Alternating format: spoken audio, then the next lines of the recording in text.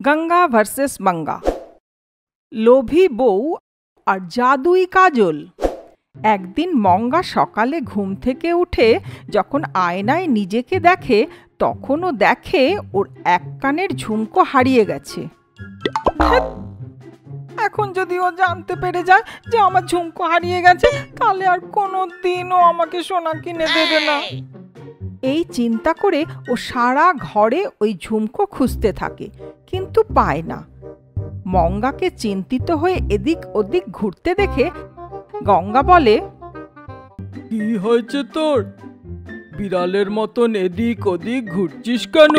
কি খুঁজছিস? মানে শাশুড়ি মা, কিছুদিন আগে ও আমাকে যে সোনার ঝুমকা কিনে দিয়েছিল না, তার থেকে একটা খুঁজে পাচ্ছি না, সেটাই খুঁজছি। কি? ঝুমকা খুঁজে পাচ্ছিস না? সোনার জিনিসে এত অযত্ন? ঠিক আছে, তুই চিন্তা করিস না, ওটা যেখানেই থাকুক তুই যাতে দেখতে পাস সেই রকম কিছু একটা করছি। এই বলে সে ভিতরে চলে যায় আর নিজের পুরনো বাক্স থেকে একটা কাজলের ডিব্বা নিয়ে আসে। এই নে জাদুই কাজল। এই কাজল চোখে লাগিয়ে ওই হারিয়ে যাওয়া ঝুমকার কথা চিন্তা করলেই ওটা যেখানেই থাক তুই দেখতে পাবি। এই বলে ওই কাজল মঙ্গাকে দেয়। মঙ্গা লাগিয়ে চোখ বন্ধ করতেই মঙ্গা ওই ঝুমকা দেখতে পায়। চোখ খুলে ও নিজের খাটের নিচে দেখে ওই ঝুমকাটা ওখানে পড়ে আছে। আরে বাহ, এই কাজলের তো কোনো কথাই হবে না, এই কাজলের জন্যই আজ ওর বকা খাওয়া থেকে বেঁচে গেলাম। এই ভেবে ও শাশুড়ি মাকে ওই হারিয়ে যাওয়া ঝুমকা দেখায়। পরের দিন মঙ্গা যখন টিভি দেখছিল, তখন টিভি নিউজে বলছিল, শহরে একটা বিখ্যাত জুয়েলারি শপে চুরি, মোটমাট 50 লাখ টাকার সোনার হার গায়েব।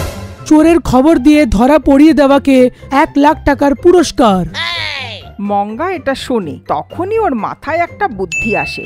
ও সাথে সাথে গঙ্গার কাছে যায়। শাশুড়ি মা, শুনুন না, কাল যে আপনি কাজলটা দিয়েছিলেন না, ওটা আরেকবার দিন না। কেন? আজকে কি হারিয়েছিস?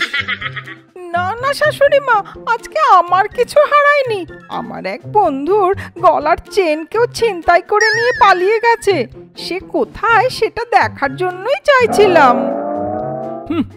যেমন তুই তেমন তোর বন্ধু। দাঁড়া, দিচ্ছি। এই বলে ওই কাজল নিয়ে এসে দেয়। সেটা চোখে লাগিয়ে মঙ্গা ওই সোনার দোকানের চুরি হয়ে যাওয়া সোনার হারের কথা চিন্তা করে। এই হার যেখানেই থাকুক সেটা খুঁজে 1 লাখ টাকার পুরস্কার আমি নেব। এই বলে ও চোখ বন্ধ করে। আর তখন মঙ্গা ওই সোনার হারের সম্বন্ধে জানতে পারে। কি সুন্দর এই হারটা! এই 1 লাখ টাকা না নিয়ে ওই হারটাই রেখে দিলে কি ভালো হবে, তাই না? এই বলে খুশি হয়ে চলে যায়। এর খুশি দেখে মনে হচ্ছে ওর বন্ধু না, ওই সোনা পেয়েছে। কিছু গন্ডগোল বাঁধাতে যাচ্ছে না তো? মঙ্গা একটা খালি ঘরে, যেখানে একটা আলমারিতে ওই হার রাখা হয়েছিল, সেটা নিতে যায়। তখনই ওখানে এক মুখোশ পরা মহিলাও সেটা নিতে যায়। আর মঙ্গা ওকে দেখে নেয়। ওই মহিলা মঙ্গাকে দেখে চমকে যায়। ছাড়, এটা আমার হার। না, এটা আমি পেয়েছি, এটা আমার। বলতে বলতে দুজনে মারামারি করতে থাকে। তখনই ওই মহিলা ফোন বার করে কাউকে ফোন করে আর ওই হার মঙ্গার দিকে ছুঁড়ে ফেলে ওখান থেকে চলে যায়। ওখানে আসা পুলিশ অফিসার মঙ্গার হাতে ওই নেকলেস দেখে। তখন ওই হার যে মঙ্গার উপরে ছুঁড়েছিল, সেই মহিলা ভেতরে আসে। আসুন স্যার, আসুন, আমি আপনাকে ফোন করেছিলাম। এই আমাদের দোকানে চুরি করতে এসেছিল, ওই নেকলেসটা যেটা ও ধরে আছে। এই বলে ও মঙ্গার হাতে ধরা নেকলেস দেখায়। মঙ্গা ভ্যাবাচাকা খেয়ে যায় আর ও পুরো ব্যাপারটা বুঝতে পারে। তখন ও পুলিশ অফিসারকে বলে, আমি চুরি করিনি স্যার, বিশ্বাস করুন আমায়। যখন ও নেকলেস নিয়ে যাচ্ছিল তখন আমি ওকে ধরেছি। তখনই গঙ্গা ওখানে পৌঁছায়। দেখুন স্যার, এটা ওদের দোকানেরই নেকলেস। সকালে এটা চুরি যাওয়ার কমপ্লেন করা হয়েছে। তার মানে এই নেকলেসটা ওই চুরি করে এখানে লুকিয়ে রেখেছে। আমি কেন চুরি করব? এই বলে ওদের ভুল বোঝাতে থাকে। তখন গঙ্গা বলে, যদি আমার বৌমা চুরি করে তবে সিসিটিভিতে তার রেকর্ড থাকবে, যান দেখে নিন। এই শুনে পুলিশ যখন সিসিটিভি দেখে তখন জানতে পারে যে ওই মহিলাই সকালে ওই হার চুরি করে ওখানে রেখে দিয়েছে আর মিথ্যে কথা বলছে। দেখুন স্যার, আমি আমার বৌমাকে ওই চোর ধরতে পাঠিয়েছিলাম।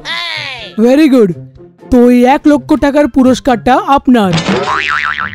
বাহ শাশুড়ি মা, ঝামেলায় আমি পড়লাম আর পুরস্কার আপনার। আমার খুব শিক্ষা হয়েছে। যদি আপনি সময় মতো না আসতেন তাহলে আমায় জেলের ঘানি টানতে হতো। আমাকে মাফ করে দিন শাশুড়ি মা, আর কোনোদিন আমি এরকম করব না। এই বলে নিজের গালে থাপ্পড় মারতে থাকে।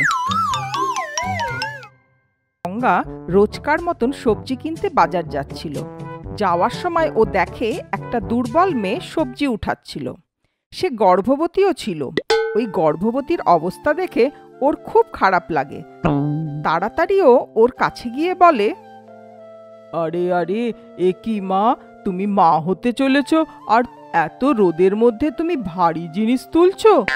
তোমার শরীর আর তোমার পেটে যে বাচ্চাটা আছে তার শরীরের কি হবে বলো?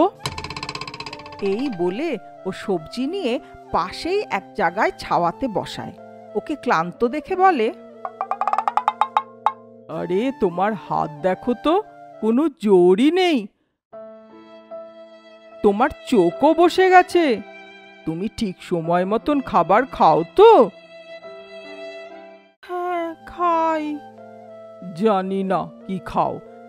দেখো তো নিজের আঙুলগুলো কেমন সাদা হয়ে গেছে, শরীরে রক্তও নেই। আচ্ছা, তোমার নাম কি? ভূমি। এ কি মা, তোমার হাতে এত কিসের দাগ? তোমাকে কেউ মেরেছে নাকি? না মানে মানে কি হলো মা? আমি তো তোমার মায়ের মতন, নিজের মায়ের কাছে লুকাবে তুমি? এই শুনে ভূমি নিজের দুঃখ গঙ্গাকে কাঁদতে কাঁদতে বলে, কি বলবো মা, আমার শাশুড়ি কথায় কথায় আমাকে মারে, সব খেয়ে নেয়, তারপর যা বেঁচে সেই খাবার আমাকে দেয়, কখনো তো তাও দেয় না। আরে আরে লক্ষ্মী মা আমার, কাঁদে না, কত কিছু সহ্য করিস তুই। ঠিক আছে আমি যাই, যদি দেরি হয়ে যায় আমার শাশুড়ি আমাকে আবার মারবে। এই বলে ও চলে যায়। একটুক্ষণ পরে গঙ্গা সবজি নিয়ে রাস্তা দিয়ে যাওয়ার সময় ভূমির দেরি করে বাড়ি ফেরার কারণে ওর শাশুড়ি ওকে মারছিল। এই দেখে ও খুব রেগে যায়। উফ, এরা মানুষ না পশু? একটা গর্ভবতী মেয়েকে এভাবে মারছে। একে তো উচিত শিক্ষা দিতেই হবে। ভূমিকে মারার পর ভূমির শাশুড়ি ভূমিকে বলে, এই শোন, আমি ফিরে আসার আগে সব বাসন ধোয়া হয়ে যায়, যেন সব কাপড় ধুয়ে রাখবি, তা না হলে এই বেল্ট দেখেছিস তো? এই বলে আরাম করে ফ্যানের নিচে বসে টিভি দেখতে থাকে। ভূমির কিছুই করার ছিল না, ও বাসন মাজতে থাকে। তখন গঙ্গা ওখানে এসে পৌঁছায় আর ভূমিকে দেখে বলে, আরে আরে, এ কি মা, তুই মা হতে চলেছিস আর এত কাজ করছিস? তুই ওঠ, এইসব আমি দেখে নেব। না না মা, আপনি কেন? আপনার অসুবিধা হবে। আরে এভাবে বলছো কেন? আমার মেয়ে হলে আমি এইসব করতাম না নাকি? চলো চুপ করে ওই চেয়ারে গিয়ে বসে পড়ো। গঙ্গা হাত ঘুরিয়ে একটা ম্যাজিক করে। সাথে সাথে ঘরের বাসন আর কাপড়গুলোতে প্রাণ এসে যায় আর নিজে নিজে ধুতে থাকে। ফ্রিজে রাখা আপেল, কিচেনে রাখা চাকু ভূমির সামনে এসে আপেল কেটে ভূমিকে খাওয়াতে থাকে। ঝাড়ু নিজেই ঘর পরিষ্কার করতে থাকে। এইভাবে গঙ্গা নিজের ম্যাজিকের দ্বারা পুরো ঘর সাজিয়ে গুছিয়ে ফেলে। তখন ভূমির শাশুড়ি ভূমিকে চেয়ারে বসে আপেল খেতে দেখে রেগে আগুন হয়ে যায়। ভূমিকে বলে, আহা মহারানী, ঘর পরিষ্কার করতে বললাম আর তুই তো আরাম করে বসে আপেল খাচ্ছিস। মানে শাশুড়ি মা, আমি পুরো ঘর পরিষ্কার করে দিয়েছি, আপনি নিজে দেখে নিন। আমার মুখে মুখে তর্ক করছিস? এইভাবে তুই শুনবি না। বেল্টটা কোথায় গেল? বলে বেল্ট দিয়ে মারতে যায়, কিন্তু ওই বেল্টটাতে প্রাণ এসে যায়। ও উল্টে ওকেই মারতে থাকে। পুরো ঘরে দৌড় করিয়ে করিয়ে খুব মারে। মার খেয়ে ও চেঁচাতে থাকে, আর পুরো ঘরে চেঁচাতে চেঁচাতে দৌড়াতে থাকে। হায় রে, হে ভগবান, কেউ তো আমাকে বাঁচাও। চেঁচাতে চেঁচাতে পুরো ঘরে দৌড়াতে থাকে। ওকে মেরে মেরে বেল্ট ছিঁড়ে যায়। তাতে শাশুড়ি একটু স্বস্তি পান।